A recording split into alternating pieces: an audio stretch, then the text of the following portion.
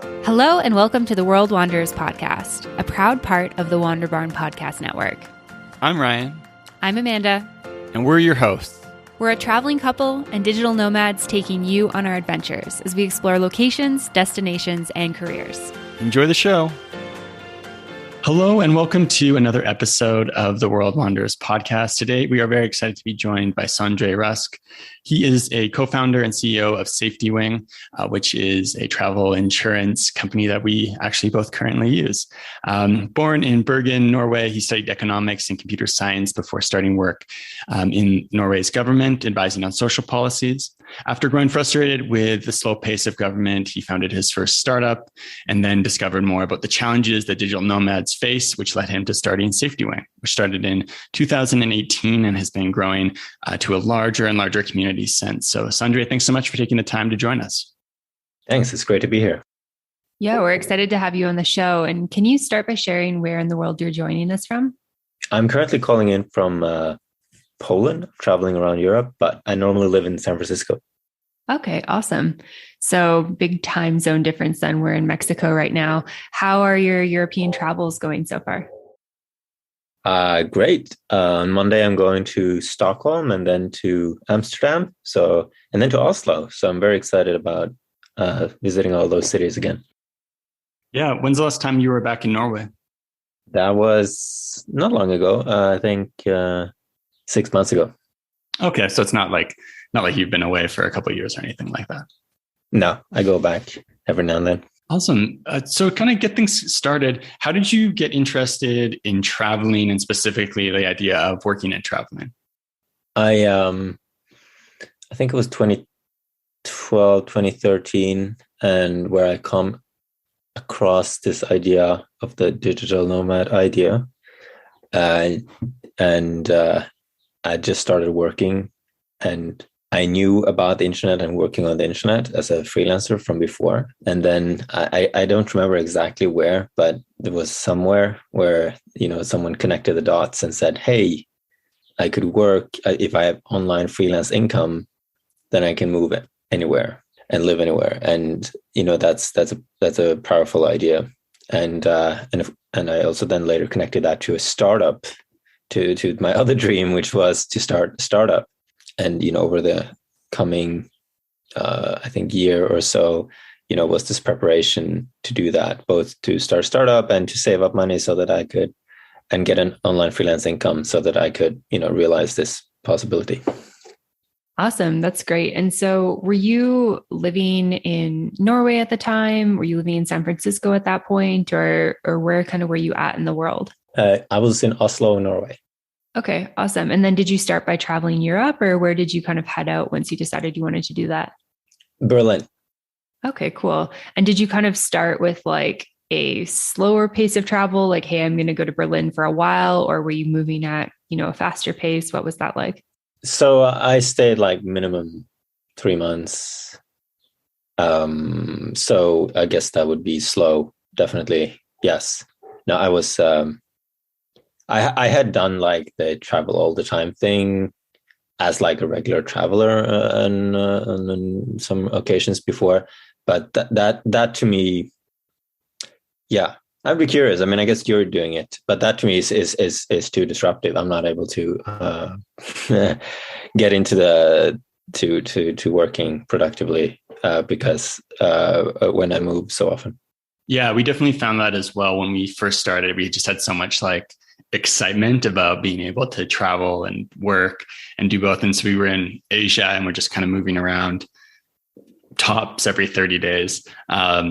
But usually often like a couple weeks here, and just found ourselves like not enjoying our travels as much because we weren't getting to do a ton in the places we were, and also feeling like stressed about work all the time because we weren't able to fully devote ourselves. And then kind of as time has gone on, those like stretches have gotten longer and longer, but yeah, we've really found like 3 to 9 months to be a sweet spot for us where we enjoy it a ton, but also, get to go move. And especially if you can find a place that's like a hub and use it as a travel base. Mm. And so for you, I know you were working on another startup. Is that the one that brought you to San Francisco? Yes. So I started SuperSide, which is a freelancer platform that does design projects for companies, enterprises. And I started that part-time at the same time as I'm, trying to build up this freelance income and preparing to quit my job. And it was not long ago after, it was the autumn after I quit my job that we applied to Y Combinator with this startup. And we got in, surprisingly, to this program, which is an accelerator in San Francisco Bay Area. And that was terrific because I heard a lot about that program in Silicon Valley. I found it very fascinating. And so that was a great opportunity. And so it was with that, getting into that program that I moved to San Francisco. Okay. And was that your first time kind of spending significant time in the States? And what was that move like? I'm imagining Oslo to San Francisco are pretty dramatically different spots. Yeah. It was actually the second time. So the other time I was on this, that was 5 years earlier. I was on this something called an entrepreneurship program where you intern at a startup in the Bay Area, and then you study entrepreneurship at Berkeley. It was a great program. It was where I met my co-founder, actually. We were living 30 Norwegians together then the first time. So I gotten used to the most different things. So one thing that's very different is Americans are very positive. They're very positive and everything is great. So this was, I remember this was one of the running jokes. In the first few weeks, we thought they didn't mean it. And there was this running joke that internally in the group where someone would say something mundane, there's the salt, and they'd be like, wow, that's awesome. and that was our impression from Norway. But then later you learn that Americans do mean it. They are just more positively tilted generally. And now I greatly appreciate that. So that was one thing. What are some other things? America, US is a much more chaotic place than Norway. Everything it's quite varied. The people are much more extreme in the US. They're quirky. They're, I guess you could say, individualistic. But in Norway, everyone is much more the same. So that's another thing that's very different. But it's also much more orderly. Right. Everything is just works better. Everything is smooth in Norway. In the US, everything seems like a bit of a drag. Interacting with everything is kind of requires a lot of patience and persistence. Those are some big changes. But then, of course, there's something that's specific to the Bay Area, which I loved. And the reason I stayed and came back, which is there is this boldness and optimism and interest in building things. And there's the density of these sort of startup people there, so that when you go to a party, that's what the conversations are about. And I haven't seen that anywhere else in the world, I think. So that's the best thing about it but that's only true in San Francisco, I think. So there's just a lot of builders and dreamers and ambitious people. And that's very interesting when you're trying to do that. Yeah, thanks for sharing that. And yeah, Ryan's actually never been to San Francisco. I've only been once a number of years ago. So it might be time for us to get there, for me to get there again, for Ryan to get there for the first time. But it's definitely got a vibe. San Francisco is a pretty unique city. So very cool that you were able to go over there and start a business and whatnot and still call it home. I'm curious about the transition from your first startup to SafetyWing. Where did the idea kind of come for SafetyWing, and what was it like transitioning between creating one business to another? So the way the idea came about was that we wanted to provide benefits for the freelancers on the platform in SuperSide. This was March 2016. That was when we first came up with this idea. We had just finished Y Combinator demo day. And so we looked into that. We looked into it in various ways. We looked into maybe doing it ourselves on the platform. and we looked into buying it from others, income protection, health insurance, other things. And then we found that essentially wasn't available to buy, and doing it internally ourselves was unfeasible, because it's kind of like creating an insurance/savings product internally.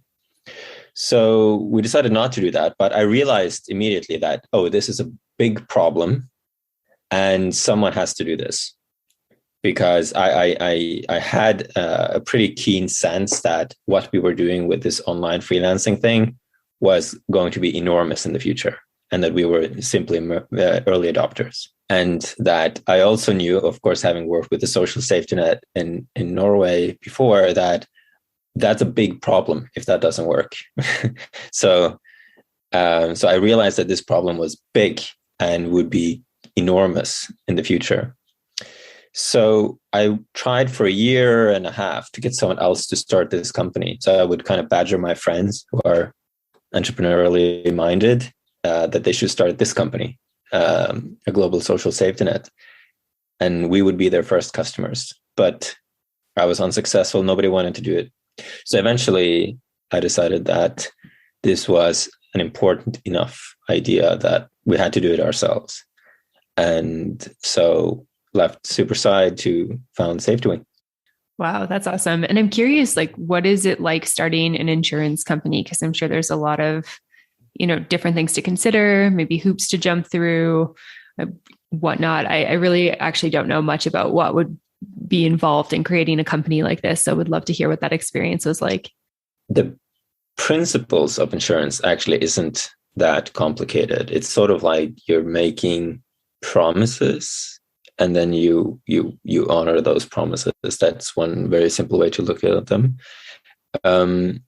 That's often in the form of an insurance policy, which, if you have a programming background, you can say, there's like events, and then there are conditions, and then there are payouts that is on a certain limit. And that's kind of like equation, and a collection of those, that's a policy, collection of those lines. So, but what makes it so complicated isn't the fundamentals of it. It's because it's so important. It's such an important product to be able to deliver on that we have created very stringent rules for making insurance companies around the world. And that's where a lot of the complexity really comes in. So that's regulated, it's one of the more regulated industries, I think. And you need like a license to make such a company. You need a license for the product, like the policy. And you also need a license to sell it. So it's like 3 layers of license. And somewhere this can be like very difficult to get licenses. Very, very difficult, because it's capital intensive, right? So you have to have capital reserves. You need to prove you have tons of money to pay out anything you might, promise in the claims, obviously. Okay. So that's just explaining the background why it's complicated. So how do you do it? Well, in the beginning, the way we did it, and I would recommend others who want to do a startup do it as well, although this also explains why it sucks and why it's difficult. We essentially went to an existing huge insurance company, pitched our product idea that we would make it with them, and we developed this product with them. And then we only later became more independent once we had sort of built up. But we did have to get, some licenses to sell in some jurisdictions, particularly the US. We had an even harder problem, which is that we were trying to make a global insurance product, which means that we did not only had to solve this problem that I just described in one country, but in like 180 countries, which is why people didn't want to make this company. I think that's actually why. And, in retrospect, I can totally see why, but it is possible to solve. When it comes down to it, it's sort of figuring out which licenses you have, and then what it takes to get them, and then applying for them. And then you in order to keep track that you're doing everything properly, you need to have around you, people who have spent a lot of time figuring out the rules in different places and how to make sure that you're following all of them. Because we are not like while we're making, in a sense, a product for digital nomads, it's a startup. We're not like doing this. We're not revolutionaries. We're not doing this on the blockchain. Like, we're doing this fully, legit, friendly, in compliance with laws everywhere, right? And so that's the hardest part of it. Yeah, I can't imagine the complications of having to sort through like not just one country's regulations around all of this, but 100 countries' regulations around all of it. Maybe kind of going from there, how did you guys get started just offering this to one country? Were you able to offer it to people from different countries right from the start? We were able to offer it worldwide from the start. And that was because we were convinced that if we went one country at a time, we would basically never get to global. And, that was looking at some other companies like TransferWise or PayPal who had done that strategy. And it was like 10 years later, $100 billion later, still not global. When you do it like that, you accrue a lot of costs in adopting each country's poor infrastructure. And that just makes product very expensive and the expansion slow. So instead, we said, no, the only possible solution is global from the start. And the only example we knew of was travel. So travel insurance that we knew was already global. So our initial thought was, how about we make something on the chassis of travel insurance, but that works anywhere in the world and is available to buy anywhere in the world. But that just, instead of just being like for 60, 90 days or something, it's just a monthly subscription that you can renew forever, kind of like a lightweight health insurance. That was the idea, and that kind of worked. And that became Nomad Insurance, which you are familiar with. So, and the way we were able to do that is essentially by working with, like I mentioned, we found, a giant old insurance company from Japan that was willing to develop this product together with us and who already had all the necessary licenses. Okay, cool. And then I know, did you guys have, I can't remember what the other one apart from Nomad Insurance is called, but when did that launch? Nomad Insurance launched in 2018. And then we almost immediately after started working on what today is remote health. And that was because we intended Nomad Insurance to have home country coverage when we were working on it. We were trying to make a global health insurance. But then we weren't able to get the home country coverage thing sorted. So we started working on that, and that came out in March 2020. Actually, really fortunate timing. We had a gathering. We had our team over in San Francisco. We had 200 founders at this launch event. And I remember we said from the stage that in 10 years, most companies will be remote. And then next weekend, everyone was remote. So we launched that product at a very fortunate time. And yeah, but that was in 2020. Okay. Yeah. And maybe like a tiny detour, because I am really curious about that. Like, you guys have this insurance-based product that you're running. Everything's going smoothly for a couple of years. And then like, wham, global pandemic hits. Apart from like, oh, wow, everyone's working remotely. This is, cool for the vision of the future that we see. What was that like in terms of just navigating like, all these people, I'm not sure, people making claims in different countries, people stuck in countries. How did navigating all that work for you guys? So it was definitely dramatic. So it was so relevant for our users, and everyone turned to us during this time. So the first thing was a lot of companies kind of shut down during this period because the flow of customer service requests was so high.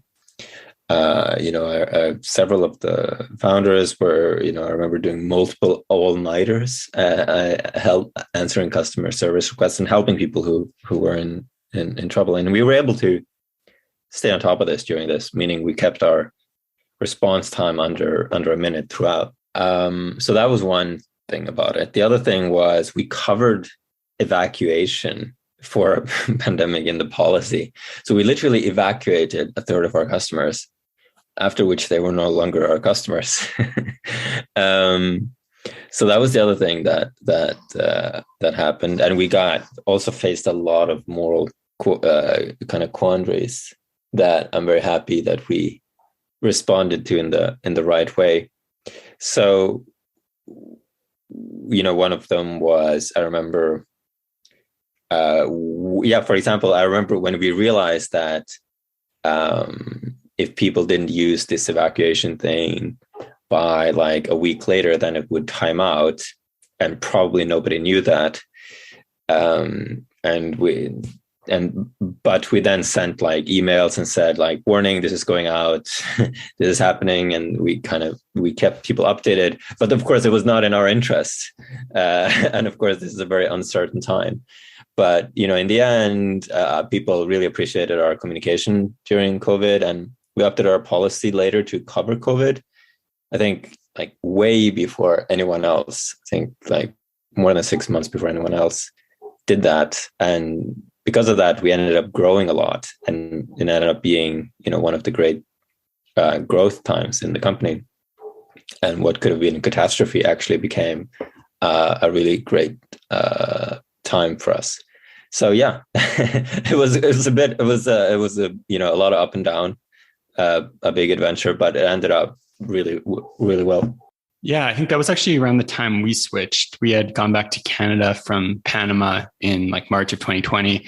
And then we were looking to leave in October, and we'd used World Nomad's insurance before that. And it was kind of weird because Canada, I think until like not that long ago, had declared like every country was like I can't remember the terms, but like there was travel advisories everywhere in the world. And so they were like, oh, you can buy our insurance, but it just doesn't cover you anywhere because there's a travel advisory everywhere. And we're like, oh, okay, well, that's not helpful. And then we had heard about SafetyWing, so researched that and went that direction.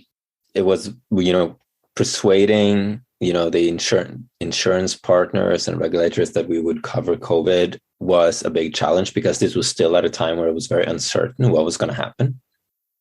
And of course, insurance, like part of knowing what an insurance costs is knowing what the risk is of something happening, like, and how many it will happen with. So I do understand why so many insurance travel products kind of were useless for so long, but that also was a great opportunity for us, of course, that, worked in the current environment, and a lot of people, like you, discovered us during that time. Yeah, for sure. And I mean, I think we did quite a bit of research when we found out, the travel insurance we'd been using for a couple of years was basically like void, like we couldn't travel on it. And SafetyWing came up a lot, like in a lot of Facebook groups and a lot of Google posts that we read, a lot of blog posts. It was recommended as a really great insurance for nomads. And, we've been really happy with it over the last, I guess it's been 2 years. I'm curious though, maybe we can talk a little bit about insurance as a whole, like why having insurance is important, especially when you do like leave your home country, set out to travel, set out to become a nomad. What's one of the reasons like people should be looking into insurance to begin with? So the number one reason is that something bad will happen one day, and then you're not going to be like either having the choice of getting the treatment you need, or being very broke. And I learned this personally when, I'm on the fairly kind of risk tolerant side of the spectrum. When I first started nomading, I had the travel insurance that I think it came with a credit card or something, but it timed out every 60 days. So sometimes I would go back to Norway to reset it. I, by the way, later learned it didn't cover anything, but I didn't know that at the time. So I thought it was covered. But what happened was I let it time out during a time when I was actually in the United States. And then I had some chest pain one day, and then I had to go to just do some tests. And I thought I was not doing anything, but then I had a bill that was even though like I was just in there for like 20 minutes, but it was $2,500. And it was during a time where I had no money. So it was like super bad. And then I realized that my plan, which was to go home if something happened, is like such a stupid plan. Because when something happens, you don't have the luxury of like, I'm going to look at tickets for next week. Like I have chest pain right now. And the other thing is that I also realized that this kind of hope that something bad wouldn't happen to me is such a fantasy thing. Like getting sick or injured or like having some kind of health issue is something everybody does, like throughout their lifetime. It's just a question of when. So like the option is not that nothing happens, but you know how it is. And of course, travel insurance, like Nomad insurance, isn't that expensive, and you know, we made it for ourselves very much so. It's $42 a month. You know, if you can afford the plane ticket, you can afford it, and then when that then happens, you have someone you can call. You can be, you know, directed to a place. You don't have to worry about not, you know, having the money to pay for it or being broke, and you can get the right treatment that you need. I had a conversation a couple of weeks ago which had an amazing story really illustrating this. I almost couldn't believe it, but you know, she had been on the flight with a friend, and she had said to her, she didn't have, they were both nomads, and the other one didn't have insurance. And so she had said to her, no, you got to get it. You know, something might happen, you know, sign up. And that was, you know, she recommended she sign up with SafetyWing. And this friend didn't do it. And then a couple of days later, she had crashed on her scooter and she got to hospital, and the hospital didn't want to start treatment before it was paid. And it was serious. It was like a surgery. And she didn't have an insurance. And like her parents had to like mortgage their house and fly down. And it was like during this time, the surgery is being postponed. It was an absolute disaster. And not saying that's going to happen to you. I mean, that's a pretty special situation, but there's no reason to experiment with like whatever can happen and seeing how you'll, you know, deal with it, you know, on your own in that emergency. You know, definitely have insurance when you're a digital nomad. Yeah, for sure. We have I guess like not a similar story to that, but just a story where we were grateful to have insurance. And we've like always purchased travel insurance, but I think that, you know, this was kind of happened at the point where like, I was sort of like, oh, why are we paying for this thing that we literally never use? And, you know, money was a little tight at this point. We were just kind of starting our nomad journey, but we were down in the US, which is like 100% a place that if you're not American, you should definitely have travel insurance there because it's so expensive. And Ryan actually had to get an emergency appendectomy. So he had to get his appendix removed. And that surgery is like $40,000. Like that would have destroyed us had we had to pay for that. And we were so grateful that we had travel insurance. And I feel like that just happened at a time where I was like, okay, this confirms like why I've been paying for this. It's totally worth it. Like we've been traveling for years, paying monthly insurance, and we probably still in total haven't paid $40,000. And that entire procedure was covered, thankfully. Exactly. And, you know, it's also a nice thing in a way, because of course, you know, it's very noticeable with us when all our customers are nomads. It's like a community that like puts money in a pile, and then there are rules for when you can use it. So yeah, people's subscription is also being used to pay for other nomads when they're having their disasters, and you know they're continually happening. I can inform, you know, from our point of view. So it's just a question of who is it going to be next. Yeah, as like the provider of coverage, you get a sense for like what are like the most common things that happen to people while they're traveling? I do. So I don't have that list top of mind. Whenever I look at this, I always look at like what's surprising or like funny.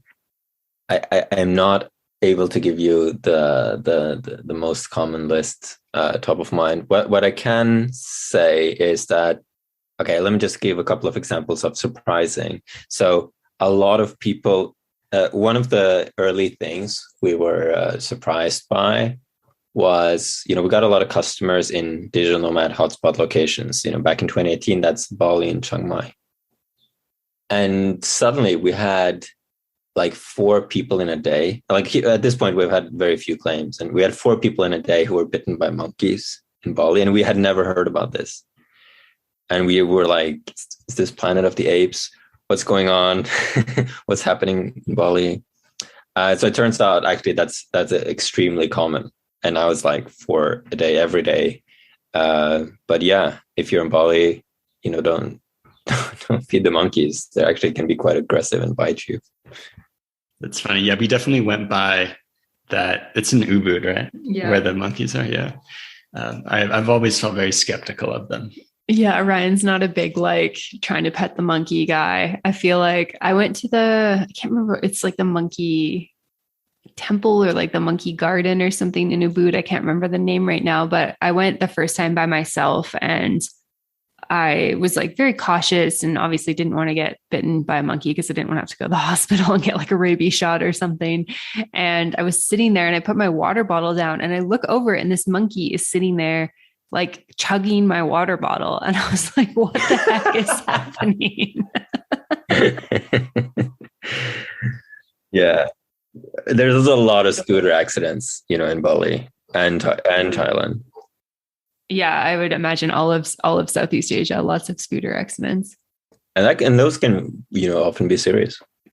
For sure. Yeah. Especially if you're not like wearing a helmet or being super cautious when you're driving it. And so, Sondre, for people who are like kind of in that position, hey, I'm going traveling, or maybe I've been traveling looking for insurance. I feel like insurance can be one of those things where it's like you start reading it and you're like, I have no idea if this is what I need or what I don't need, or like what's going to cover me in the situation. What are the important things for people to consider when they're kind of debating like what the best coverage for them is? This is a real tough one, because in order to do this properly, it requires such an amount of research that it's almost shocking to think back at. It took me so long to learn like making these products because it's so different what is covered between the policies. So okay, so one big segment to look for is that there is a large, I'm not exactly sure the percentage, a lot of the ones that comes included with credit cards, they almost don't cover anything on the medical side. They cover things on the travel side. And then on the medical side, it will typically just be a list of exclusions, which almost sums up to everything, and say that they will fly you back home if any of those happens. And then it says it's a requirement that you have a primary health insurance if you use them. And that basically isn't covered. But a lot of people think they have this sort of travel insurance where you can cover your treatment abroad when they have those. So that's a very unfortunate misunderstanding. And typically that will show up in the form of a requirement for having primary health insurance with the policy. Although it's not a perfect proxy, because there are, it doesn't always mean that they don't cover a lot if they have that requirement. But certainly that's a tell you could look at.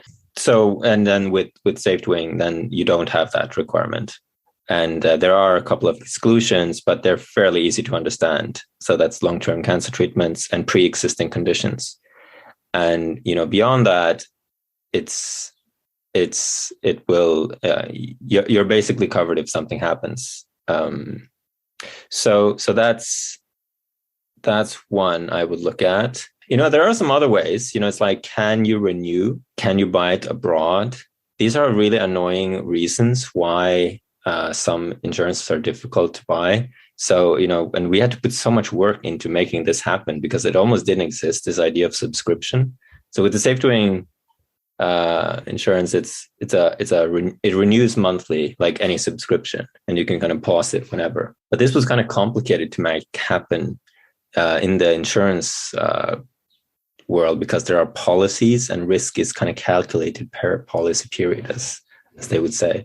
The way we made it work is it's one policy, and we just like extend the end date of the policy kind of forever, every month, and that works pretty well for us. But with a lot of the other ones, there will be rules that say you can't renew this, for example, after so and so time, or you can't buy it while you're abroad, or you can't buy it. There are lots of rules for that. So I would definitely check into that. Just like, can you buy it? Because if you can't buy it and then you buy it and then you use it, it won't work. But they might still let you complete the transaction. Yeah, I feel like that's always the tricky thing, because you don't really know if it's good insurance until something bad happens, and then you figure it out. Like, you can use it for whatever 5 years, but if you never have to make like a serious claim, you don't really know if you're going to be in a good spot or not. And I should say, our product development philosophy, we had ourselves in mind when we were developing it to exactly prevent that problem, because I found it sort of ridiculous that it was like the insurance industry was expecting me to be this like legal expert, financial engineer, putting together my own, insurance policy, which is like this ultra complicated thing. So instead, we took away like all the customization, and we just said like, let's only keep the thing that is a good choice. And given, what we think, people's preferences are, and then just like, let's make sure it's good, and then let's only sell that. So our approach was, we think most people, they don't want to do that, and it's just our responsibility to not sell something that doesn't work. And that's our approach. There are some hyper informed buyers, but most people aren't, and that's kind of who we made the product for. Yeah, which definitely makes a ton of sense. One thing you mentioned a bit earlier was that sometimes with home countries, like if you're on Nomad insurance, you go back to your home country, it might not cover you. Is that still true today? And is that something where, like, for example, if you're from the States or from Canada, people as nomads, if you're only spending a couple months there, should be looking at finding other coverage for those times? Yeah. With Nomad insurance, you're covered for up to 30 days in your home country on every home trip per 3 months. And it's 15 days in the United States. So 15 days every 3 months. Then you are covered. So it just works the same as when you're abroad in your home country. But beyond 30 days every 3 months, then you have to look into something else. Okay, cool. Yeah, that's great to know. And then one thing before, as we kind of move towards the end here, you kind of started at the start saying like, you're working with a bunch of freelancers, all sorts of different companies, countries for a remote team, and kind of starting with that idea of providing benefits. And I know you started with Nomad Insurance, have created remote health. Kind of where else do you see SafetyWing evolving in the future to provide, support and services for that community? Yes. So, well, SafetyWing is a bit of an odd company, actually, because we started out with a vision, and then we made the products after. And that vision is to build a global social safety net. So the end state that we are working towards is essentially to make something like the social safety net we had in Norway, but available globally and digitally as a product. And we just started with health, and we just started with the Nomad insurance, because the digital nomads is the sort of peak of the, it's the innovators of this trend that I think will encompass everyone, which is basically how the world changes because of the internet, in the broadest expression of things. And that all, we think that will make a lot of the infrastructure that was built in countries or around nation states will become obsolete. And digital nomad is just one example of that you can't bring your social safety net with you. It's also true for remote teams. So that's what our project is about. And the next product coming out is remote retirement, world's first global retirement product then for nomads and remote teams, which is our two users. And we continue onwards to the rest until we have a full community membership. Awesome. That sounds super cool. We're excited to check that out once that is live and available for people to purchase.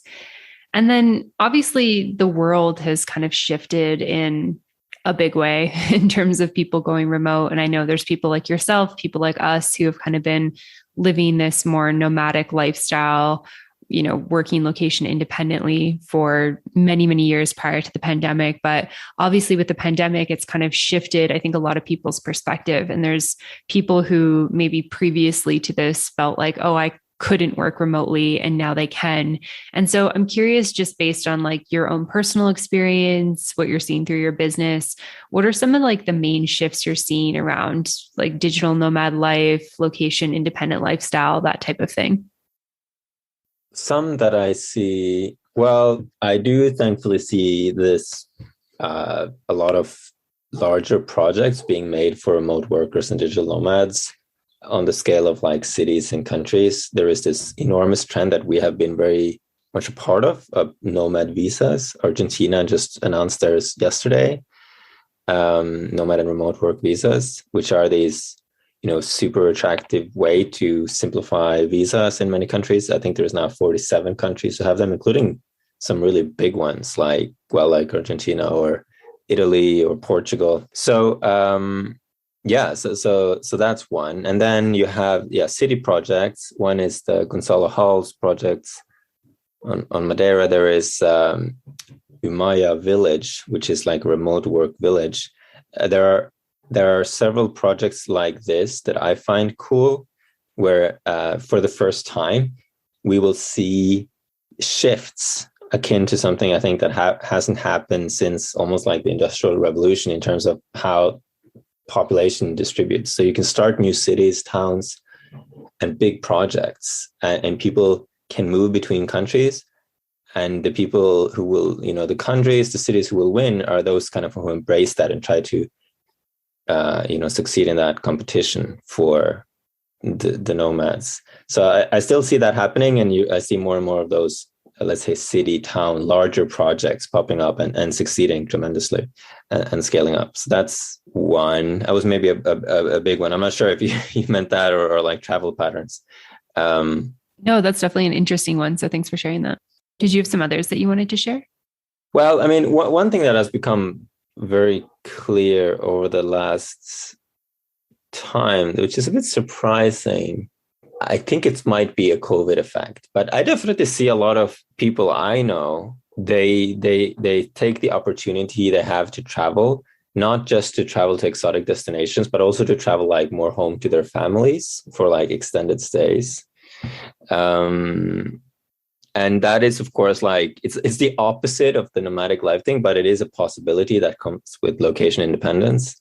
And, one I think is, a very sweet thing. And also I think shows a lot of people who are more worried about, what a future where, most people are location independent brings with it.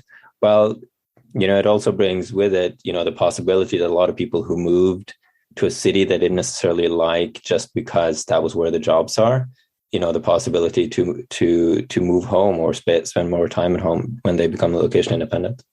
Yeah, it makes me think about the place where I grew up in Canada was 4 or 5 hours away from Vancouver. So you'd have like this pattern of like, if you just went around that area in the winter, especially because it's a bit more touristic in the summer, but in the winter, it was like young people and retirees, like old people. But everyone who was like 17, 18 left to go to university. And then they probably moved to like Vancouver or Calgary or Toronto to work. And then over the past couple of years, you've seen like a ton of people move back to that area because it's a beautiful place to live, but not a ton of work opportunities. But now that people can work from, their same jobs that they would have had in Vancouver or Toronto can do it there. It's kind of reinvigorated those communities in a lot of ways, which obviously creates a bit of like pushback in terms of prices and stuff. But like in some ways, it felt like some of those areas were kind of slowly dying as time went on. And now it's like they're back to life. Exactly. No, there is this invigorating, especially of the kind of the nice small communities. I have someone in the company who lives in this village called Squamish, and that seems like it's been really invigorating. That's a Canadian town. And beach like mountain places like Squamish beach places. I'm really glad that remote work is preventing some of these like really beautiful small towns from dying. Yeah, maybe one last question on that, just to get your thoughts on it. Something I think we've seen a bit more over the past couple of years is a bit of like a pushback and a scapegoating of remote workers. Like there was a story here, someone on like Twitter from the States had posted like a photo from Mexico City that was like, do yourself a favor and like come work remotely in Mexico City. And she got like a ton of hate and had to pull it down. And I saw one the other day, somewhere in Europe, someone had put up like a big thing that was like, remote workers go home, you're like ruining our city or something like that. Any thoughts on like that sentiment and how maybe like as nomads, we can kind of work around and through that by like doing a better job of integrating communities or that type of thing? Right. Yes. Well, I would say, when we looked ahead, several years back and, when we started Plumia and, and promoting the Nomad visas, we saw sort of two, distinct different options. Like either countries and setups end up competing for nomads and like encouraging it intensely, similar to how they do with tourism, or they like make it illegal.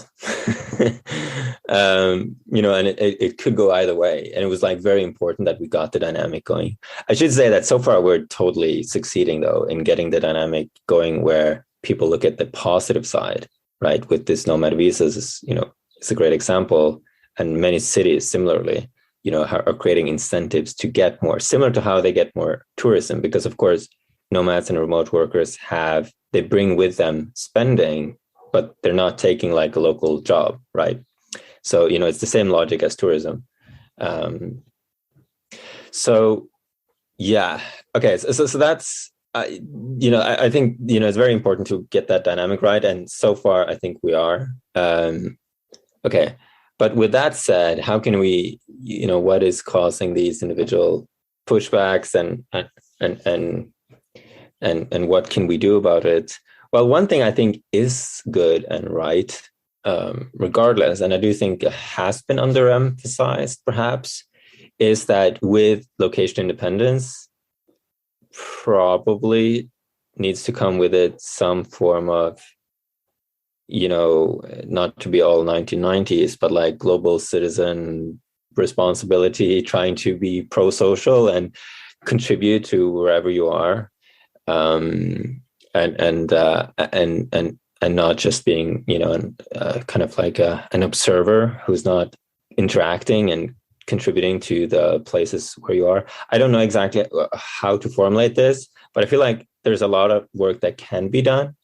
And, in an ideal situation, this really becomes a thing. And we see people, digital nomads in a much bigger way, do things that people would hope they would do, like, contribute to local volunteering efforts or participating in, local guilds or communities more, and doing that so that you kind of get the best of both worlds of having these travelers who have, news and new ideas and interesting thoughts to contribute, but they're not, on their own, in their own enclave, but they, also interact with the local community. Something like that. I haven't formulated my thoughts on it, but I think that's something in that direction is needed. Yeah. All, I think, really awesome thoughts. And I think for us too, I think like making an effort goes a long way. And I think you see it sometimes with people coming from certain places and traveling and expecting everything to be like the exact same as it was before, or like talking about it as if it was like, complaining about things, whatever, but just having a positive attitude and, recognizing that when you're going somewhere new, like make an effort to like engage with people and learn the language and remember that you're not like in the place you're from, you're somewhere new. Indeed. Yeah, for sure. That's always been something that's been important for us. And I think just as we've been like based in Mexico over the last couple of years, just really trying to like, learn Spanish so that we can interact with locals and, giving our business to the local people and that type of thing and whatnot. So I think it's important to do that in whatever capacity you can when you're traveling. But this has been great, Sondre. It's been awesome to chat with you, get to know you, get to know a little bit more about the history of SafetyWing and all that good stuff. Can you share with listeners where they can go to find you, learn more about you and all of that good stuff? Yes. So you can go to, if you're a Nomad and you are considering getting insurance, then definitely go to safetywing.com and buy Nomad insurance. Also, if you have a remote team and you're looking maybe to offer benefits, then there's also remote health for that. So, and lastly, we have a project and a podcast called Building Remotely, where we're trying to build a textbook and a blog and many cool resources for how to build a remote startup, if that's something you're interested in. So definitely check those out.